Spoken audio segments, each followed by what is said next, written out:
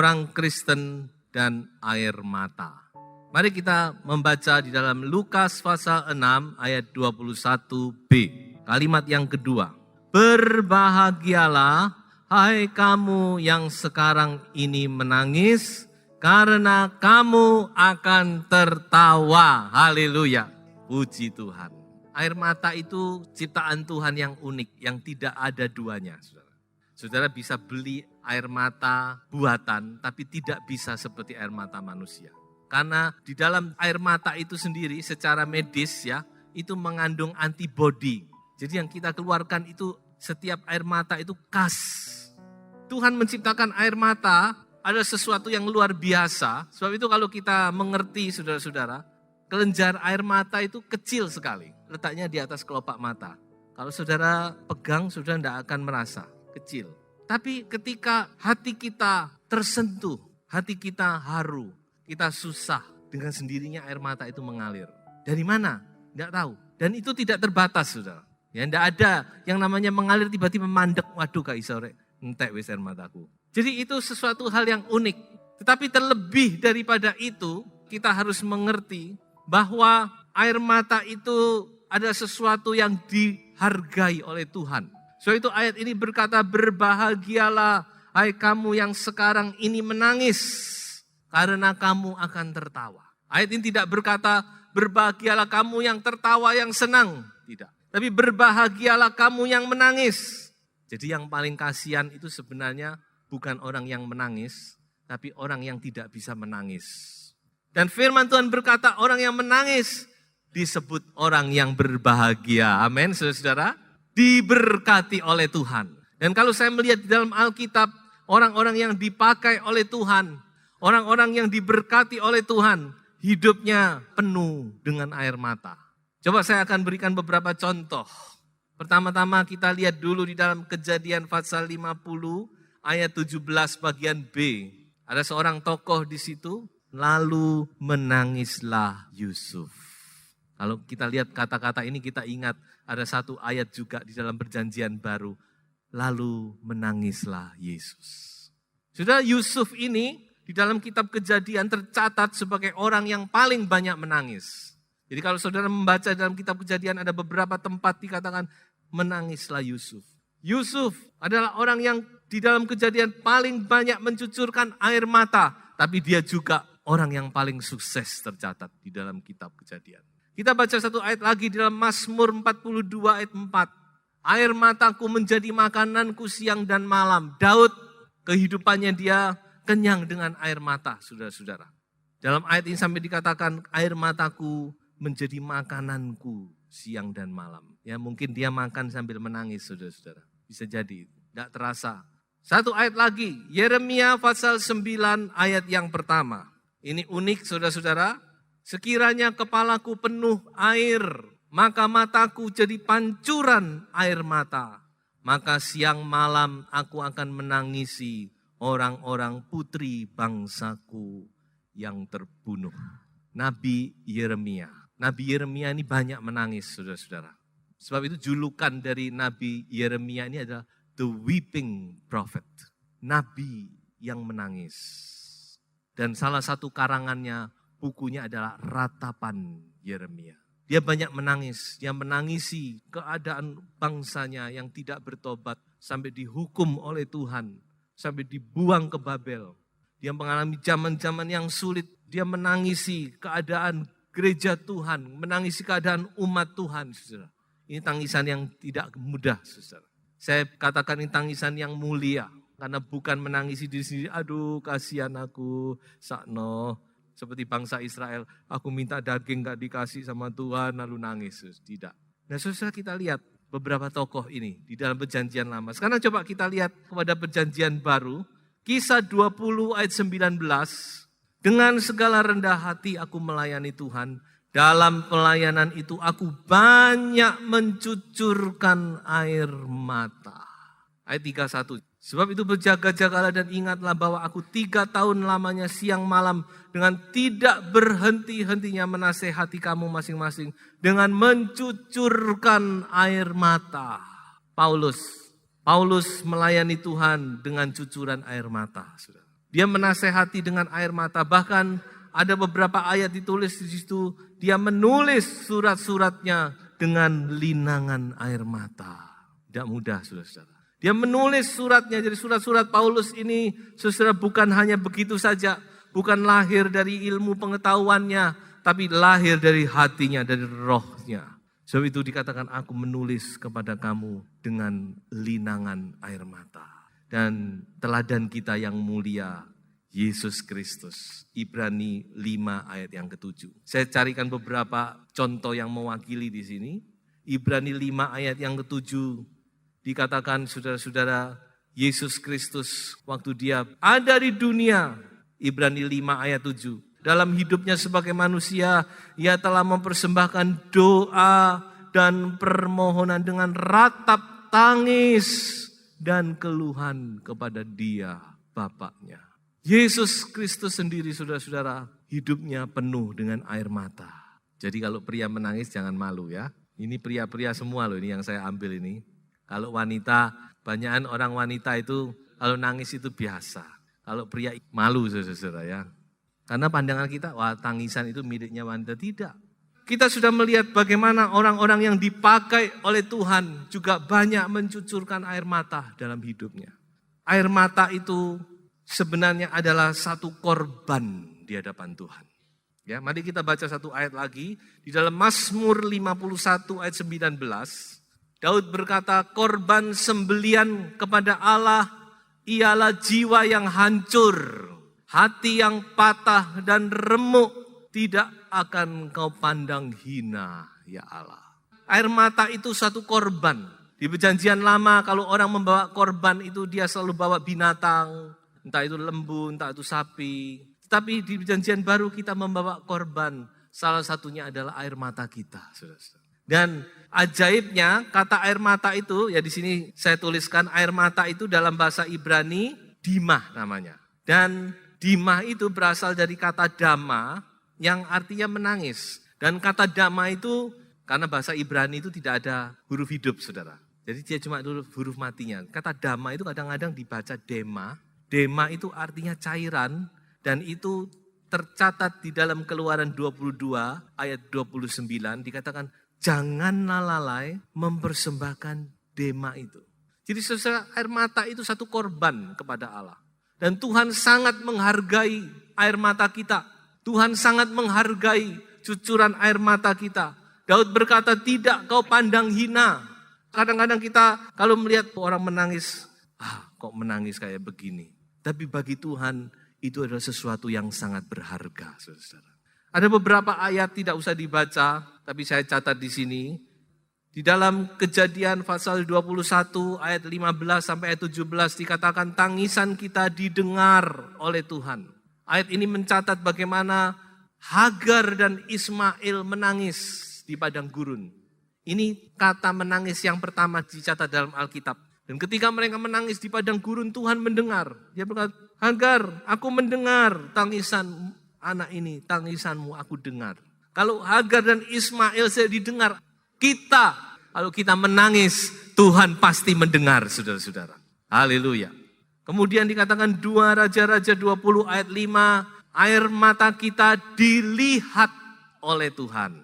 Ini tentang Hizkia yang divonis mati. Lalu dia mengalihkan pandangannya ke tembok dan dia menangis. Di hadapan Tuhan dia menangis. Lalu Tuhan panggil Yesaya, Yesaya tunggu. Kembali kepada Hizkia, beritahu, air matamu aku sudah melihat. Kita menangis di bumi, Tuhan di sorga melihat, saudara-saudara. Mazmur 56 ayat 9. Nah, ini menarik sekali. Air mata kita disimpan di dalam kirbatnya Tuhan. Tuhan menyimpan air mata kita. Ini bukan omong kosong. Ini bukan berlebih-lebihan. Kita berpikir masa air mata disimpan. Kita tidak bisa membayangkan, bukan? Tapi pada zaman itu, saudara, kalau ada orang berkabung, kalau datang, kita nggak ngasih angpau, tapi ngasih air mata, saudara. Jadi kalau ada orang berkabung itu, kita datang kalau bisa menangis. Lalu air matanya ditaruh di satu botol, disimpan tes. Sungguh ini, saudara. Jadi pada zaman itu kalau orang berkabung untuk menyatakan simpatinya, mereka menangis dan air mata itu ditampung di satu botol kecil. Nah, rupanya Daud memakai ini untuk mengatakan air mata kita ditampung oleh Tuhan, saudara, di dalam kirbatnya Tuhan. Dan yang terakhir, di dalam 2 Timotius pasal 1 ayat 4, Paulus berkata kepada Timotius, aku mengenang air matamu. Air mata kita juga dikenang oleh Tuhan, saudara. Ya, Tuhan ingat betapa indah air mata kita yang menetes di bawah kakinya Tuhan, saudara-saudara. Tidak dipandang hina, tapi dihargai oleh Tuhan, disimpan oleh Tuhan. So itu saudara, air mata orang percaya itu saudara-saudara benar-benar luar biasa. So itu dikatakan tadi, berbahagialah orang yang menangis karena dia akan tertawa. Berbahagia artinya diberkatilah. Diberkatilah orang yang menangis. Mengapa orang yang menangis diberkati oleh Tuhan? Saudara, ada 3 hal mengapa kita disebut berbahagia.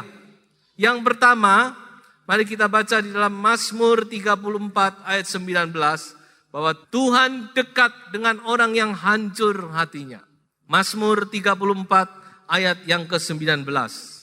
Tuhan itu dekat kepada orang-orang yang patah hati dan ia menyelamatkan orang-orang yang remuk jiwanya. Jadi dikatakan di sini bahwa Tuhan itu dekat. Di dalam ayat lain, Yesaya 57 ayat 15 bahkan dikatakan Tuhan tinggal. Bukan cuma dekat, tetapi Tuhan tinggal. Dia bersemayam. Dia tinggal bersama-sama. Dia ada di tengah-tengah perkabungan. Dia ada di tengah-tengah kesusahan kita. Dia ada di situ, saudara-saudara. Kita tidak sendiri. Tuhan di tempat yang maha tinggi, maha mulia, maha kudus, maha kekal. Tapi ketika ada anak Tuhan yang remuk jiwanya, dia ada di situ juga. Haleluya, saudara.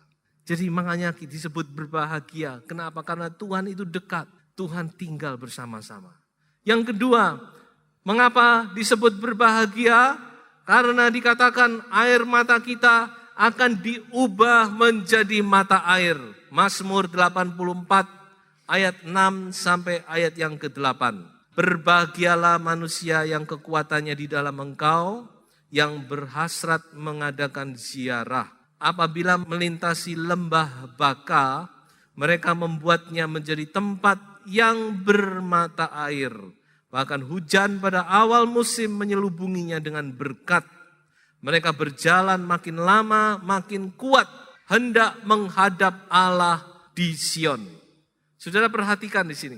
Dikatakan saudara-saudara, kalau kita ada di dalam Tuhan, kita melintasi lembah Baka, maka akan menjadi tempat yang bermata air. Lembah Baka. Baka itu diambil langsung dari bahasa Ibrani-nya Baka. Artinya weeping, tangisan. Lembah tangisan. Diubah oleh Tuhan menjadi tempat yang bermata air. Yang penuh dengan berkat. Dan kita akan makin kuat. Ini yang luar biasa, yang aneh. Justru melewati lembah air mata, kita menjadi makin kuat. Kita makin teguh di dalam Tuhan. Tanpa lewat lembah air mata, kekuatan kita kurang. Tetapi kita dalam lembah air mata itu, saudara-saudara, kita justru mendapat kekuatan yang daripada Tuhan. Karena penghiburan dari Roh Kudus Tuhan berikan kepada kita. Ya, so itu kadang-kadang Tuhan bawa kehidupan kita masuk ke dalam lembah. Lembah tangisan, lembah air mata. Tetapi saudara harus mengerti bahwa itulah cara Tuhan untuk memberkati umatnya, saudara-saudara. Lewati lembah air mata itu, maka kita akan bertambah kuat di dalam Tuhan. Dan terakhir, saudara, ayat yang sangat populer, kita akan menuai dengan bersorak-sorai. Coba kita baca bersama-sama. Mazmur 126 ayat 5 dan ayat yang ke-6. Orang-orang yang menabur dengan mencucurkan air mata akan menuai dengan bersorak-sorai. Ayat yang ke-6. Orang yang berjalan maju dengan menangis sambil menabur benih pasti pulang dengan sorak-sorai sambil membawa berkas-berkasnya. kalau saudara lihat ayat-ayat ini, air mata itu seperti pupuk. Kita menabur benih, harus dikasih pupuk, saudara. Ya, supaya bisa menghasilkan hasil yang berlipat-lipat kali ganda. Itulah air mata saudara. Tanpa pupuk ini saudara tidak bisa mengharapkan hasil yang berlipat kali ganda. Tanpa pupuk ini saudara tidak akan matang tanaman itu. Air mata itu membuat kita matang, saudara. Tapi jalan ini jalan yang penuh dengan air mata. Dan jalan di depan masih banyak air mata. Tapi saya bersyukur, bersuka cita di dalam Tuhan, saudara-saudara. Karena disitulah janji Tuhan bahwa kita akan menuai dengan bersorak-sorai. Haleluya. Saudara ingin menuai dengan bersorak-sorai, tabur dengan cucuran air mata. Segala sesuatu. Izinkan Roh Kudus menyentuh hati saudara. Kadang-kadang kita tidak mengerti kenapa kita menangis. Itu yang dikatakan Roma 8 ayat 26. Orang menangis itu belum tentu susah, saudara. Kadang-kadang Tuhan taruh beban, bisa. Belum tentu kalau kita susah, baru menangis kita tidak ada beban, lalu tidak bisa menangis. Tidak. Kalau saudara bersekutu dengan Roh Kudus menguasai saudara, kita bisa menangis. Itu yang dikatakan roh mengambil alih. Roh berdoa dengan keluhan-keluhan yang tidak terucapkan. Roh meminjam air mata kita untuk melaksanakan kehendaknya. Sebab itu jangan segan saudara menangis di hadapan Tuhan. Dan sebagai ayat terakhir saya baca satu ayat di dalam Wahyu pasal 7 ayat 16 dan ayat yang ke-17. Mereka tidak akan menderita lapar dan dahaga lagi dan matahari atau panas terik tidak akan menimpa mereka lagi. Sebab anak domba yang di tengah-tengah tahta itu akan menggembalakan mereka dan akan menuntun mereka ke mata air kehidupan. Dan Allah akan menghapus segala air mata dari mata mereka. Satu kali air mata pun tidak ada lagi. Nanti saudara-saudara, itu janji Tuhan. Berarti dengan lain kata, sekarang ini tempatnya kita menangis, saatnya kita menangis. Dunia ini dikatakan adalah lembah air mata. Jadi kalau saudara-saudara menangis wajar. Tapi yang penting kita menangis, menangislah di bawah kaki Tuhan, saudara. Jangan menangis kepada orang. Jangan berharap belas kasihan orang lain. Saudara menangislah di bawah kaki Tuhan. Apapun masalah saudara. Saudara bawa kepada Tuhan. Beban saudara-saudara bawa kepada Tuhan. Curahkan kepada Tuhan. Karena pada Tuhan ada pertolongan, saudara.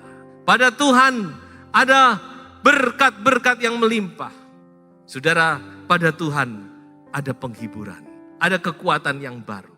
Saya tidak tahu beban apa yang saudara bawa. Saya tidak tahu apa yang menjadi pergumulan saudara hari-hari ini. Tapi inilah saatnya yang tepat. Kita mau datang kepada Tuhan. Kita izinkan Roh Kudus bekerja. Menjamah setiap hati. Dan kita izinkan kuasa Allah bekerja. Mari saudara-saudara, terima kasih.